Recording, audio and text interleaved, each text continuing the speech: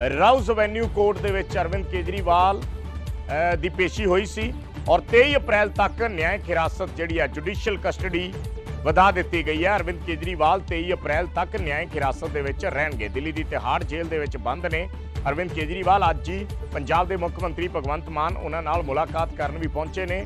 ਸੋ ਰਾਉਜ਼ avenue court ਨੇ judicial remand ਵਧਾਇਆ ਹੈ ਐਕਸਾਈਜ਼ ਪਾਲਿਸੀ ਮਾਮਲੇ ਦੇ ਵਿੱਚ। ਐਕਸਾਈਜ਼ ਘੁਟਾਲਾ ਜਿਸ ਨੂੰ ਕਿਹਾ ਜਾਂਦਾ ਹੈ, उस कथित घोटाले के मामले के अरविंद केजरीवाल की गिरफ्तारी हुई है। आम आदमी पार्टी लगातार निशाने साध रही है जिस दिन तो अरविंद केजरीवाल को गिरफ्तार किया गया, क्योंकि एक पासे लोक सभा चोणों का माहौल है, पैरल चोण कैंपेन चल रही है। सीएम भगवंत मान ਵੱਖ-ਵੱਖ ਥਾਵਾਂ ਤੇ जाके पार्टी के लिए चोण प्रचार कर रहे हैं और अरविंद केजरीवाल ਵੱਲੋਂ लगातार कोर्ट का भी रुख किया गया है और कोर्ट के ਵੱਖ-ਵੱਖ अर्जियां उन्होंने ਵੱਲੋਂ दाखिल की गई ने जिन्हां ते सुनवाई पैरल चल रही है। पिछले दिनी हाई कोर्ट तो उन्होंने कोई राहत नहीं मिली सी, उस तो बाद जिहड़ी है वो सुप्रीम कोर्ट दे विच भी उन्होंने अर्जी लाई हुई है। पर राउज़ एवेन्यू कोर्ट ने न्यायिक हिरासत च भेजा है तो इत्थे जानकारी ये है कि अरविंद केजरीवाल को फिजिकली पेश नहीं किया गया, वीडियो कॉन्फ्रेंसिंग के जरिए उन्होंने पेशी हुई है राउज़ एवेन्यू कोर्ट दे विच। और 23 तरीक तक यानी अज 15 अप्रैल है, 23 अप्रैल तक उन्होंने जिहड़ी न्यायिक हिरासत है वो ਵਧਾ ਦਿੱਤੀ गई है। सो 23 अप्रैल तक अरविंद केजरीवाल जुडिशियल रिमांड पर रहणगे। इस विचाले जिहड़ियां उन्हां दीयां बाकी पटीशनस पाईयां होईयां ने या बाकी अर्जियां कोर्ट्स दे विच लगियां ने, उन्हां ते पैरल सुनवाई चल रही है।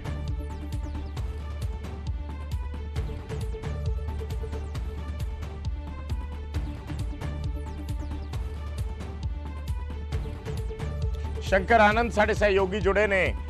शंकर, हालांकि 2-3 अर्जियां पैरल जड़ियां ने अरविंद केजरीवाल वालों लाइया गई सी। पहला दिल्ली हाई कोर्ट तो कोई राहत नहीं मिली, फिर सुप्रीम कोर्ट च पैरल सुनवाई चल रही है, पर राउज़ एवेन्यू कोर्ट ने इस विचाले न्यायिक हिरासत वधा दी है। शंकर जी सवाल फिर से दोहराएं। शंकर, जैसे अरविंद केजरीवाल की 2-3 पिटीशंस जो हैं वो चल रही हैं, जैसे हाई कोर्ट ने पहले उसको रद्द कर दिया, उनको कोई राहत नहीं मिली, फिर सुप्रीम कोर्ट चले गए, तो अभी राउज़ एवेन्यू कोर्ट में ये ईडी वाला केस है जिसमें उन्होंने ये बढ़ाई है जुडिशियल कस्टडी। निश्चित तौर पर देखिए, जिस तरह से आपने सही कहा है कि जिस तरह से चाहे सुप्रीम कोर्ट की बात करें, सुप्रीम कोर्ट से पहले भी उनको झटका लग चुका है, दिल्ली हाई कोर्ट से भी झटका लग चुका है, और राउज़ एवेन्यू कोर्ट की बात करें यानी कि निचले कोर्ट की अगर बात करें तो यहाँ से भी उनको आज झटका लगा है। और जिस तरह से बकायदा अब आगे की न्यायिक हिरासत में उनको भेजा गया है, तो एक तरह से कह सकते हैं कि इनकी जो गिरफ्तारी के मसले को जिस तरह से पहले चैलेंज किया गया था, उस मसले को लेकर भी याचिका दायर किया गया था और उस मामले को लेकर भी सुनवाई हुई थी। और लेकिन यहाँ पे देखा जाए कि अगर मुख्यमंत्री अरविंद केजरीवाल की अगर बात करें तो मुख्यमंत्री अरविंद केजरीवाल के खिलाफ सबसे बड़ा एक जो फैसला है, जिस तरह से पिछले सुनवाई में भी देखने को मिला था कि कोर्ट ने भी जो पिछली याचिका जो खारिज किया था, तो उस वक्त में कहा था कि इनके खिलाफ जो आरोप लगे हैं वो आरोप बेहद गंभीर है। जिस तरह से जांच एजेंसी ईडी के द्वारा ये बताया गया था कि जो दिल्ली सरकार की जो पूर्व आबकारी नीति भ्रष्टाचार मामला है, उस मामले में मुख्य आरोपी के तौर पर केजरीवाल को कोर्ट के सामने बताया गया और उनके खिलाफ जिस तरह से तमाम सबूतों को पेश किया गया, जिस तरह से इस मामले में कई गिरफ्तार अन्य आरोपी हैं उसके बयान के बारे में कोर्ट को बताया गया, तो उसके हिसाब से कोर्ट ने यह पाया था कि उनके खिलाफ जो आरोप लगे हैं वो आरोप बेहद संगीन है, इसलिए वो याचिका जो है पिछली याचिका वो खारिज हुई थी। हालांकि वो काफी और रियायत भी चाहते थे, अलग अलग मसलों को लेकर वो कोर्ट गए। जिस तरह से वो कोर्ट में चाहते थे कि उनको ज्यादा वकीलों का टाइम उनको दिया जाए, उस मामले को लेकर एक याचिका दायर की थी। जिस तरह से बकायदा वो चाहते थे कि अपने ऑफिस के लोग और अपने परिवार के सदस्यों से ज्यादा देर तक मुलाकात कर सके, वो याचिका खारिज हुई। तो एक तरह से कह सकते हैं कि आने वाले दिनों में जिस तरह से तमाम जो अलग अलग याचिकाएं हैं वो कोर्ट में कई लंबित भी है और कई और जो याचिकाएं हैं उन तमाम मामलों पर सुनवाई। ठीक है शंकर, शुक्रिया इस जानकारी लई। संदीप पाठक प्रेस कॉन्फ्रेंस कर रहे हैं, सीधा चलते हैं। नहीं है इस पूरे संघर्ष में, ये पार्टी लाखों करोड़ों लोगों के संघर्ष से जन्मी है, तो एक व्यक्ति चाहे वो मैं हूं चाहे कोई भी हो, वो उतना महत्व नहीं रख सकता है। लाखों करोड़ों जनता के आशीर्वाद और संघर्ष से बनी पार्टी है, तो कई लोगों के मन में ये रहता है कि पार्टी तोड़ देंगे, तो वो एक दिवा स्वप्न है और बचकाना सोच है।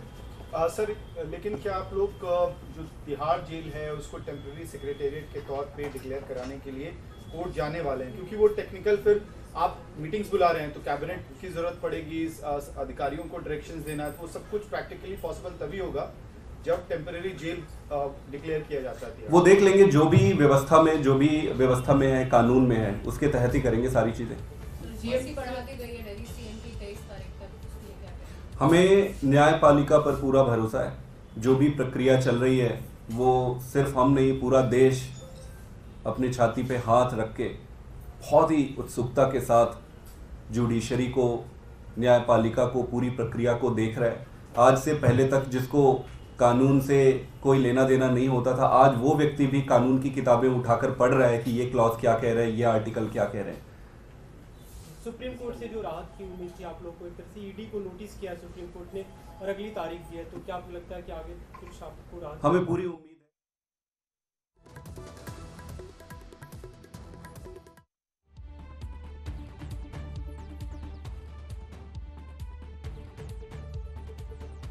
ਤਾਂ ਅਰਵਿੰਦ ਕੇਜਰੀਵਾਲ ਦਾ ਜੁਡੀਸ਼ੀਅਲ ਰਿਮਾਂਡ ਵਧਾਇਆ ਹੈ। 23 ਤਰੀਕ ਤੱਕ ਅਰਵਿੰਦ ਕੇਜਰੀਵਾਲ ਦਾ ਜੁਡੀਸ਼ੀਅਲ ਰਿਮਾਂਡ ਵਧਾ ਦਿੱਤਾ ਗਿਆ ਹੈ। ਸੰਦੀਪ ਪਾਠਕ ਪ੍ਰੈਸ ਕਾਨਫਰੰਸ ਕਰ ਰਹੇ ਸੀ ਔਰ ਜੇਲ੍ਹ ਦੇ ਵਿੱਚ ਅਰਵਿੰਦ ਕੇਜਰੀਵਾਲ ਦੇ ਨਾਲ ਗਲਤ ਵਿਵਹਾਰ ਕੀਤੇ ਜਾਣ ਦੇ ਇਲਜ਼ਾਮ ਆਮ ਆਦਮੀ ਪਾਰਟੀ ਵੱਲੋਂ ਲਾਏ ਜਾ ਰਹੇ ਨੇ। ਅੱਜ ਮੁੱਖ ਮੰਤਰੀ ਭਗਵੰਤ ਮਾਨ ਵੀ ਅਰਵਿੰਦ ਕੇਜਰੀਵਾਲ ਨੂੰ ਮਿਲਣ ਗਏ ਸੀ ਔਰ ਸੀਐਮ ਭਗਵੰਤ ਮਾਨ ਔਰ ਸੰਦੀਪ ਪਾਠਕ ਦੋਨੋਂ ਇਸ ਮੌਕੇ ਤੇ ਮੌਜੂਦ ਸੀ। ਮੁਲਾਕਾਤ ਤੋਂ ਬਾਅਦ ਸੀਐਮ ਭਗਵੰਤ ਮਾਨ ਨੇ ਵੀ ਇਲਜ਼ਾਮ ਲਗਾਏ कि शीशे के पार सिर्फ फोन से गल करवाई गई है और उन्होंने बुरा सलूक किया जा रहा है एक हार्डकोर क्रिमिनल की तरह। ये गल सीएम भगवंत मान वालों कही गई कि उन्होंने आम सहूलतों तो भी वांझा रखा गया।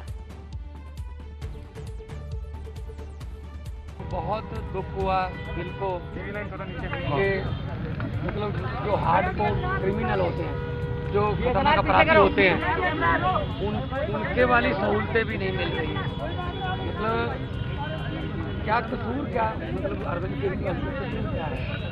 मतलब उसने अस्पताल बना दिए, यही कसूर है। उसने मोहल्ला क्लिनिक बना दिए, यही कसूर है।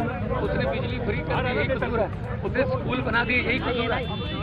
तो आप उनको ऐसे ट्रीट कर रहे हो जैसे बहुत देश का बहुत बड़ा आतंकवादी पकड़ लिया हो। मतलब जेल का मैनुअल को देखिए, जेल का मैनुअल देखिए, इसमें ये लिखा हुआ है 602 क्लॉज है।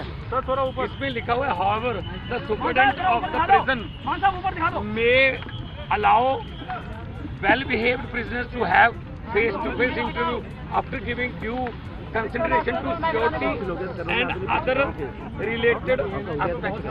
मतलब इससे पहले चिदम्बरम साहब जब अंदर थे तो सोनिया गांधी मिलने आती तो उनको 1 to 1 एक कमरे में बिठा के वो मुलाकात कराते थे। आज शीशे के पार जैसे बहुत बड़ा कोई हार्डकोर क्रिमिनल जो है वो बैठा हो सामने, शीशे के पार फोन पे बात करवाई। मतलब हद हराने की। मोदी जी चाहते क्या है? मतलब ऐसे ये ट्रीटमेंट मिलेगी क्या? संदेशा पहुंचाया कि आमने सामने नहीं हुई, शीशा लगा हुआ था, फोन पे उधर से फोन पे बात कर रहे थे और शीशा भी ऐसा गंदा शीशा कि शक्ल भी अच्छी तरह के एक दूसरे की नजर नहीं आ रही। लेकिन ये जो चीज है ये बहुत ही इनको महंगी पड़ेगी, क्योंकि अरविंद केजरीवाल जो कट्टर ईमानदार है, जिसने पारदर्शिता की राजनीति शुरू की, बीजेपी की राजनीति खत्म की, उनको ऐसे ट्रीट किया जा रहा है। आज मुझे थोड़ा टाइम लगा अपने आप को संभालने में।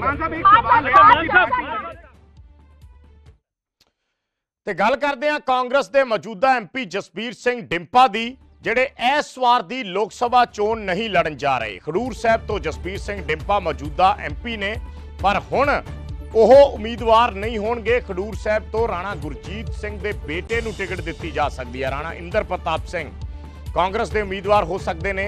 ਜਸਬੀਰ ਡਿੰਪਾ ਨੇ ਕੇਸੀ ਵੇਣੂਗੋਪਾਲ, ਰਾਜਾ ਵੜਿੰਗ, ਪ੍ਰਤਾਪ ਬਾਜਵਾ ਤੇ ਹੋਰ ਆਗੂਆਂ ਦੇ ਨਾਲ ਇੱਕ ਤਸਵੀਰ ਸਾਂਝੀ ਕੀਤੀ ਹੈ ਔਰ ਤਸਵੀਰ ਦੇ ਨਾਲ ਲਿਖਿਆ ਹੈ ਨਵੇਂ ਸਫ਼ਰ ਦੀ ਸ਼ੁਰੂਆਤ। ਹੁਣ ਉਹ ਨਵਾਂ ਸਫ਼ਰ ਕੀ ਹੈ ਜਾਂ ਕੀ ਕਹਿਣਾ ਚਾਹ ਰਹੇ ਨੇ ਜਸਬੀਰ ਸਿੰਘ ਡਿੰਪਾ, ਜਾਂ ਉਹ ਵਿਧਾਨ ਸਭਾ ਚੋਣਾਂ ਲੜਨਗੇ, ਪੰਜਾਬ ਦੀ ਸਿਆਸਤ ਚਾਉਣਾ ਚਾਹੁੰਦੇ ਨੇ, ਕੀ ਜਸਬੀਰ ਡਿੰਪਾ ਇਸ ਨੂੰ ਨਵਾਂ ਸਫ਼ਰ ਕਹਿ ਰਹੇ ਨੇ?